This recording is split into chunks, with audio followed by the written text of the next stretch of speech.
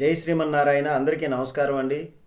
దక్షిణ భారతదేశంలోని ప్రసిద్ధ పుణ్యక్షేత్రాల్లో శబరిమల శ్రీ అయ్యప్ప స్వామి ఆలయం ఒకటి. ఇది అందరికీ తెలియంది కాదు, ప్రపంచవ్యాప్తంగా కూడా తెలిసినటువంటిది.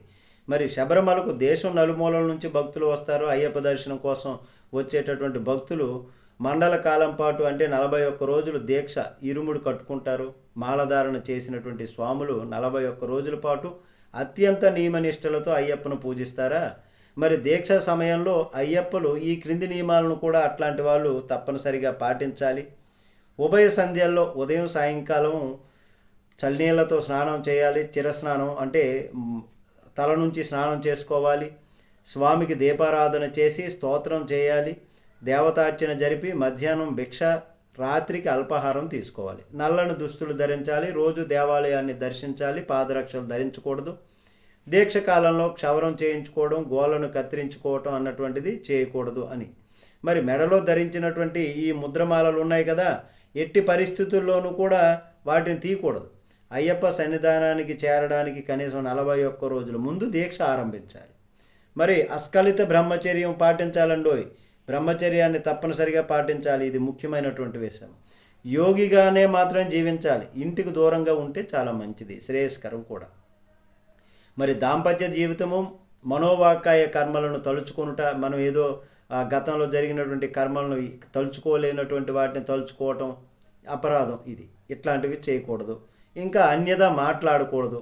వేరేలాగా జోకులు ఇట్లాంటివన్నీ పరుపులు దిండ్లు ఉపయోగించకూడదు. చాలామంది అయ్యప్పలు ఇప్పుడు ఏం చేస్తున్నారు, చాలామంది చైర్ల మీద కూర్చోవడం, లేకపోతే మంచాల మీద కూర్చోవడం, లేదంటే ఈ జోకులు వేయటం, మాట్లాడుకోవటం, వరుసలు పెట్టి పిలవటం, ఇట్లాగే చేస్తున్నటువంటి. మరి ఈ విధంగా చేస్తే మీరు ఎంత నిష్ఠతో అయ్యప్పను పూజించినా కానీ అది వేస్టేనండి. అది ఉపయోగం రాదు, ఉపయోగం ఉండదు. కాబట్టి నేల మీద కొత్త చేప కొనుక్కొని పరుచుకోవాలి. స్వామి అనేటటువంటి పేరును, అయ్యప్ప అనేటటువంటి పేరును, శబ్దాన్ని ఉచ్చరించాలి. శవము బహిష్టు అయినటువంటి మహిళలను చూడకూడదు. ఒకవేళ అలా చూస్తే పంచగవ్య శిరస్నానం చేసి శరణఘోష చెప్పినంత వరకు కూడా మంచినీళ్ళైనా ముట్టుకోకూడదు.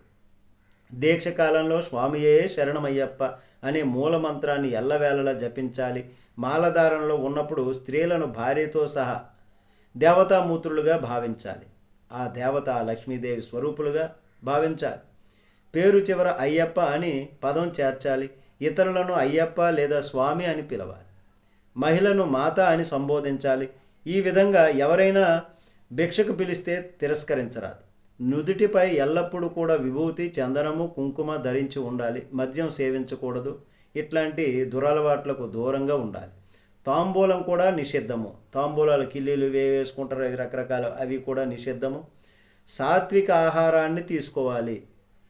అంటే కోరికలు ప్రేరేపితం కానటువంటి ఆహారం. అంటే రాత్రిపూట అల్పాహారము. స్వామి శరణఘోష ప్రియుడు కాబట్టి నిరంతరము భజనల్లో పాల్గొవాలి. హింసాత్మక చర్యలకు దూరంగా ఉండాలి. ఎక్కడైనా గలాట జరుగుద్ది, దూరంగా ఉండాలి. అబద్ధం ఆడటం అనేది కరెక్ట్ కాదు. చాలామంది స్వాములు వేరే చోట ఉంటే ఇంటి దగ్గర ఉన్నాను, వేరే పని చేస్తున్నాను, వస్తాను స్వామి అని గురుస్వామికి చెప్పేటటువంటి సందర్భాలు ఉన్నాయి. చాలామంది గురుస్వామి ఫోన్ చేస్తారు, ఎక్కడున్నారు, పలానా స్వామి పలానా వస్తువు తీసుకురండి అంటే నేను పనిలో ఉన్నానట. కానీ ఈయన వేరే చోట ఉంటాడు, మొబైల్లో ఆడుకుంటూ ఉంటారు స్వాములు. మరి ఇట్లాగా వేరే చోట ఉండి పనిలో ఉన్నాను, ఇట్లాంటివి చేసిన అయ్యప్ప ఆ ఫలితాన్ని ఉండదు, రాదు. అధిక ప్రసంగాలకు దూరంగా ఉండాలి. స్వామికి అర్చన చేసిన తర్వాత ఇష్టదైవాన్ని ధ్యానించుకోవాలి.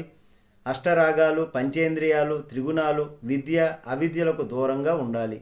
దీక్షా సమయంలో తమ శక్తి మేరకు కనీసం ఒకసారైనా కానీ అయ్యప్పలకు భిక్ష పెట్టాలి. స్వామి కర్పూర ప్రియుడు కాబట్టి ఉభయ సందల్లో కర్పూర హారతి ఇవ్వాలి స్వామికి. అట్లాగే దీక్ష సమయంలో వయస్సు, హోదా, అంతస్తు మరిచి సాటి అయ్యప్పలకు పాదాభివందనం చేయడానికి వెనుకాడకూడదు.